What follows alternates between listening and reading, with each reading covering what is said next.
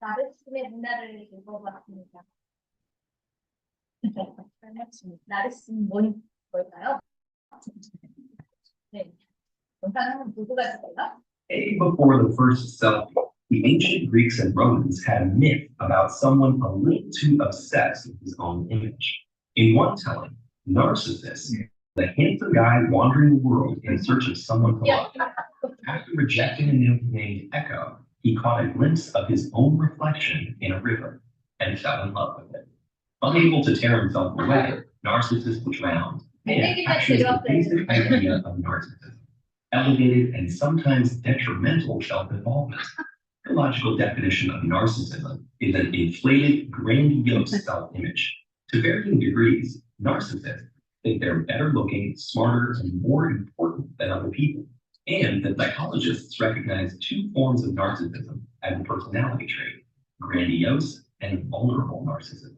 Grandiose narcissism is the most familiar kind, characterized by extroversion, dominance, and attention seeking. Grandiose narcissists pursue attention and or cultural leaders. Of course, not everyone who pursues these positions of power is narcissistic. Narcissistic individuals seek power for the status and attention that goes with it. Meanwhile, vulnerable narcissists can be quiet and reserved. They have a strong sense of entitlement, but are easily threatened or slighted. In either case, the dark side of narcissism shows up over the long term. Their rosy view of themselves is challenged. They can become resentful and aggressive. It's like a disease where the sufferers feel pretty good, but the people around them suffer. Taken to the extreme, this behavior is classified as a psychological disorder called narcissistic personality disorder. It affects 1 to 2% of the population. More commonly, the fifth edition of the American Psychiatric Association Diagnostic and Statistical Manual describes several traits associated with narcissistic personality disorder. They include a grandiose view of oneself, problems with empathy, a sense of entitlement, and a need for admiration or attention. In the United States, for example, narcissism as a personality trait has been rising since the 1970s, when the communal focus of the 60s gave way to the self-esteem movement and a rise in materialism. More recently, social media has multiplied the possibilities for self-promotion. 이렇게 우리 소셜 미디어에서만 자기를 드러내고 하잖아요. 그럴 때 막 이런 조회수가 올라갈 때 장점을 느낀다고 해요. 나르시시즘. 그러면 제가 인터넷에 찾아봤는데 나르시시즘 했더니 이렇게 소시오패스보다 위험하다. 그때 이런 사람 정말 무서운 사람이다 이렇게 표현해요. 근데 여기 있는 사람들 다 문화에서 태어나고 자라서 다 있단 말이죠. 네, 여기 나와서 이렇게 말하시는 분들 없을까요? 없을 거예요. 네, 이들이 말하는 건 이렇게 스펙트럼에서 강한 강도를 가지고 있는 사람들인 거죠. 왜냐하면 경쟁적인 개인주의 문화를 사회에서 조장하기 때문에 우리는 투쟁해야 돼, 경쟁해야 돼, 이겨야 돼 이런 문화 속에서 살기 때문에 나르시즘으로 빠질 수밖에 없다. 그래서 아까 보셨죠? 미국에서 계속 올라가고 있잖아요. 그것처럼 많아질 수밖에 없는 문화에 살고 있다라고 이야기하는 거죠. 그럼 나르시즘은 프로이트는 뭐라고 얘기했어요? 자기 사랑이라기보다는 이 본능에서 나오는 이 공격적인 충동을 방어하는 게 나르시즘이야라고 이야기를 했어요. 그렇다면 에릭 프롬은 뭐라고 했냐면 에릭 프롬은 자기 만족이야, 허영이야. 지금 말하는 개인주의야. 이야기를 한 거죠. 사회학자인 세네트는 뭐라고 얘기했냐면 자기 애착보다 자기 증오에 가까워. 내가 허접하거든, 혹은 그런데 그 나한테 화가 나. 이런 증오하는 거에 가깝다라고 이야기를 하는 거죠. 코아는 뭐라고 얘기하냐면 무의식적으로 우리가 유학 때 전능감을 제일 상부하고 싶은 거야. 그래서 존경하는 대상한테서 밀착해서 이 자존감을 회복하려는 게 나르시즘이야라고 이야기를 하는 거죠. 그렇기 때문에 저자도 뭐라고 하냐면 나르시즘을 뭐라고 얘기해? 의존의 심리학적 표현이다라고 이야기해요. 혹시 나르시즘 이꼴 의존 이렇게 생각하시면 될 것 같아요. 왜 의존일까? 내면에 이런 공허가 있다라는 거예요. 자기가 아무것도 아니라고 느껴지고 이제 하나도 거라고 연결되는 것 같아요. 나의 주체가 붕괴됐어. 그곳에 아무도 없어. 이런 무서운 기분이 드니까 방어하는 차원에서 겉으로는 이렇게 부풀립니다. 안에서는 그런 공허가 있지만 겉으로는 부풀려서 자기의 나르시즘을 나타내는 거죠. 이 저자의 특징이 이 저자는 사회학자면서 역사학자면서 사회 비평가예요. 그렇기 때문에 무엇을 가지고 자본주의의 위기 뭐 때문이냐면 문화 때문이야. 문화로 엮어서 나누시면 설명하거든요. 목차에 보시면 이렇게 무령에 대해서 또 스포츠 문화에 대해서 성문화에 대해서 정치, 노동, 학교, 이런 문화에 대해서 전반적으로 이야기를 하면서 이런 문화에서 우리가 지금 나르시즘이 될 수밖에 없어 라고 이야기를 하고 있습니다. 그래서 저의 질문은 어떤 문화가 나르시즘을 만드는가? 여기서 나르시즘에서 배제될 수 있는 그 톤 없어요.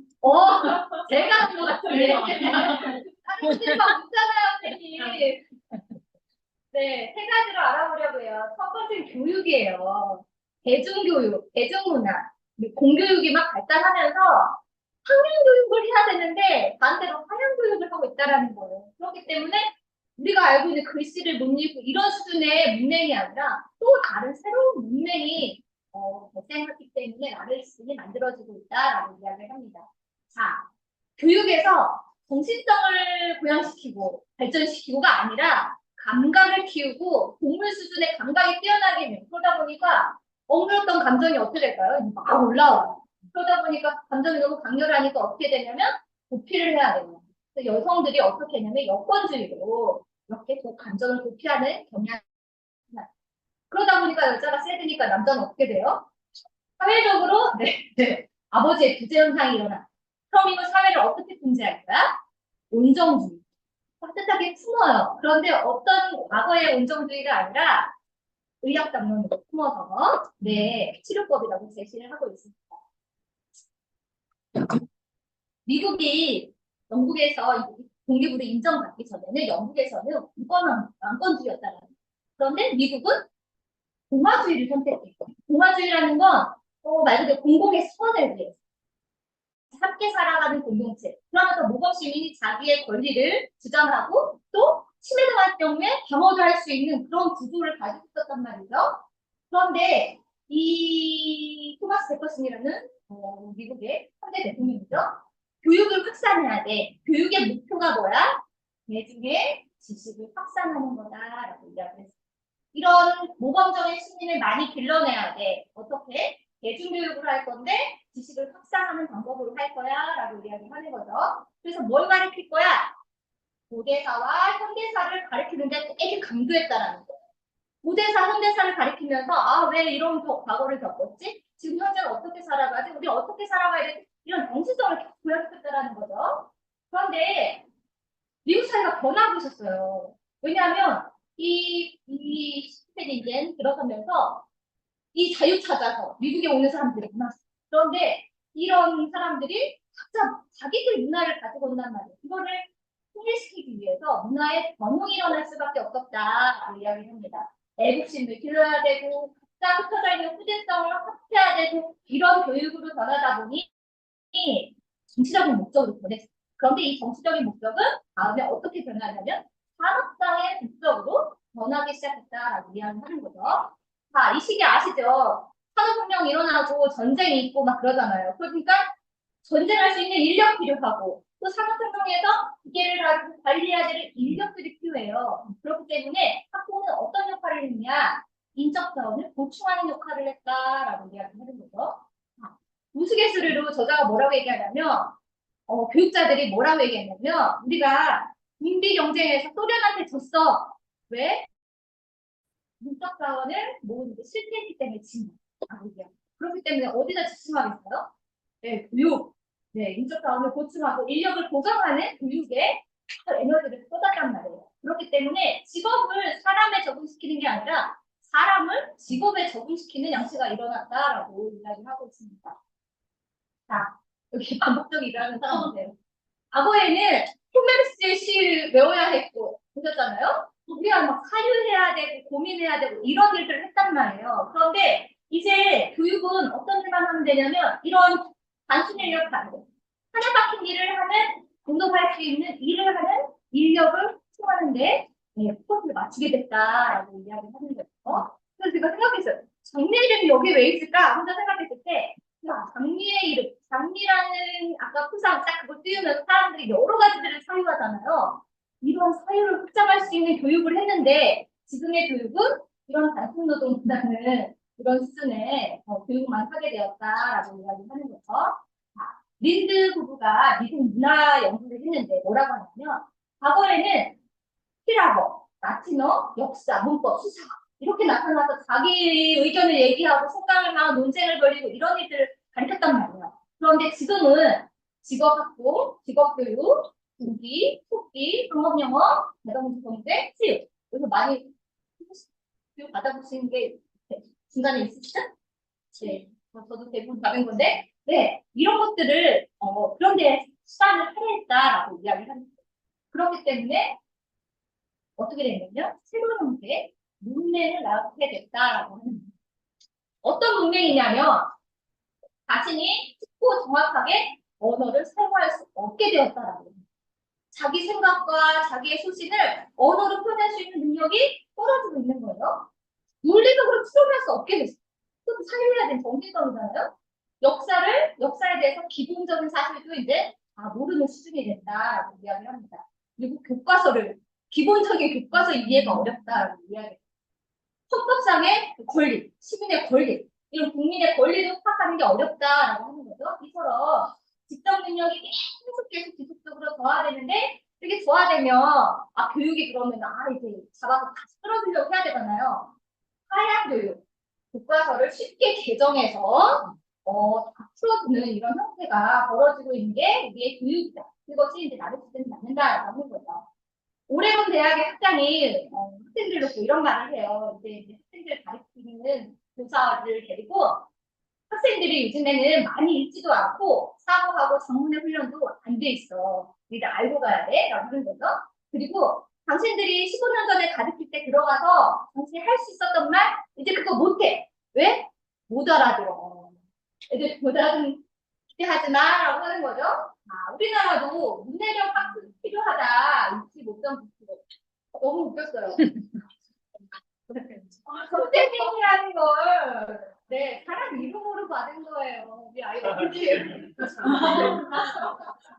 네, 선생님 아니고요.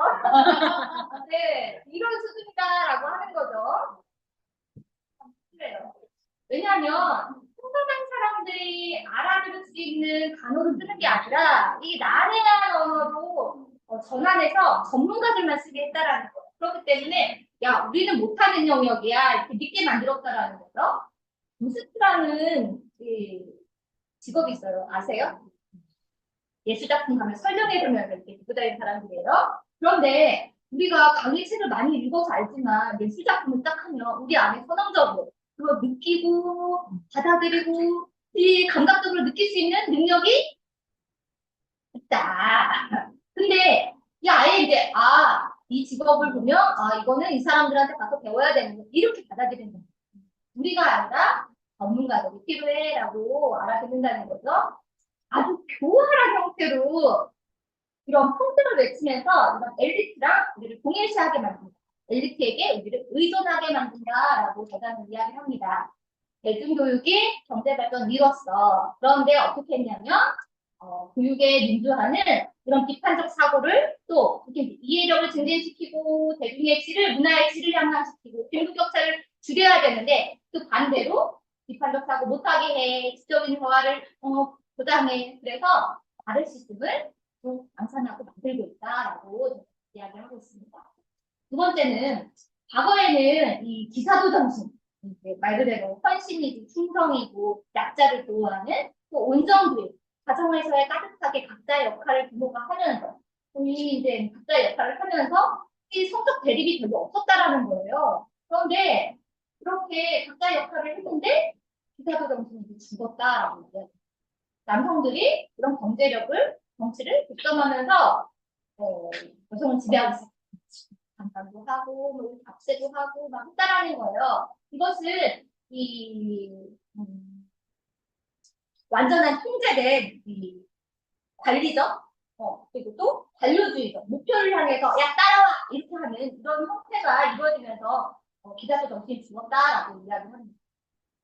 그래서 그 전에는 일평등했는데 이 분노가 올라와요. 어떻게 올라오냐면 여자가 남자한테 이제 분노가 올라와요. 어떤 분노가 올라오냐면 계급의 적은 다 누가 되냐면 연인이고 남편이고 아버지.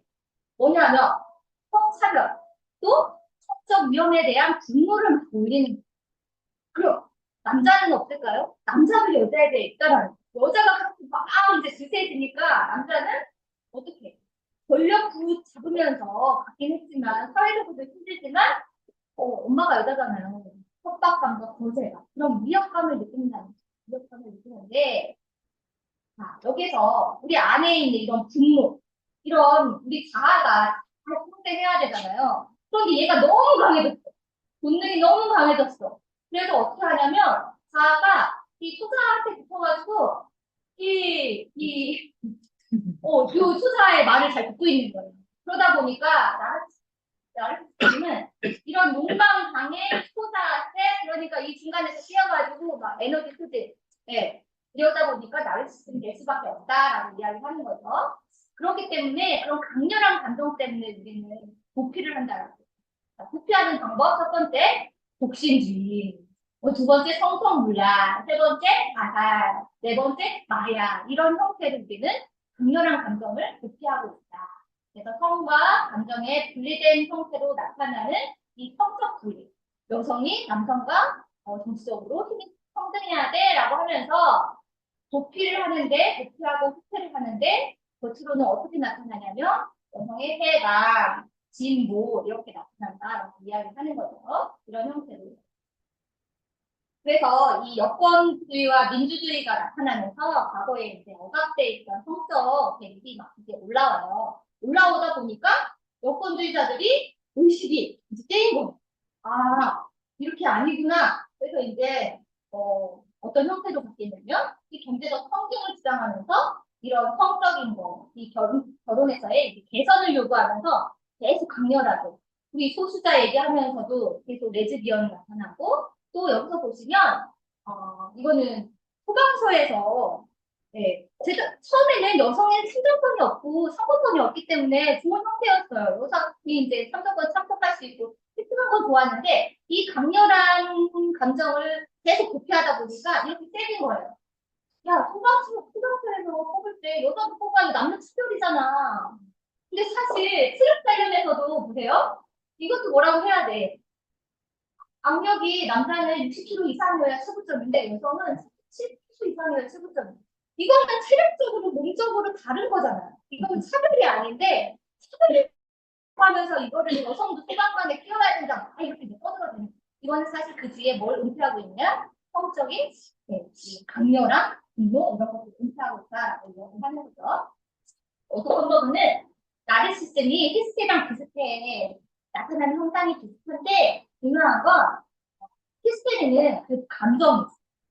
그런데 나르시즘은 차갑고 빈틈없이 계산적으로 이렇게 나타나는 거예요. 그러니까 이렇게 동물이잖아요. 아니 내가 공 하나 들고 있고 먹을 거 간식 들고 있으면 나한테 말하니 뭐 이게 막 잘해줄 것처럼 막 이렇게 이건 원장님 얘기하면 원장님네 강아지 이렇게 하면 이렇게 근데 이게 이제 자기가 목표물이 없어졌잖아요. 그러면 어떻게 하냐면 돌아. 이게 이제 여기 나타나는 사각과 빈틈없이 나 이거 원했는데 이거 얻었는데 놔둬야 되는데 안 왔어? 이런 형태다. 나르시즘이 이런 형태다라고 이야기를 하는 거죠. 맞은 아버지의 부재에 대해서 얘기를 해요. 우리 아버지의 부재, 이게 물리적으로든 목표적으로든 아버지가 부재해 그러면 엄마와 자식관계 변형이 일어나요. 그렇게 되면 이제 아빠 자리에 이제 아이가 앉는 거죠. 이 나르시즘 어머니가 아들을 이제 양육해야 되잖아요. 어떤 형태로 양육하냐면 이 강렬하게 혼란스럽게 한다라는 거예요. 엄마가 아버지 대신에 앉은 아이한테 아버지의 유기를 보상하게 하고 또 아까 전에 감정 얘기했잖아요. 차갑고 계산적이다. 겉으로만 관심을 가져요. 그리고 이 특별한 존재임을 느끼도록 만드는데 감정은 안 넣어요. 돋보이게 막 해요.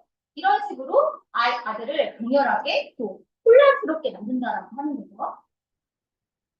그래서 아이는 아버지를 대신해. 그리고 자기가 환상적으로, 아, 아버지를 대신했어. 그리고 또 이 연약한 상태로 크게 엄마한테 의존해.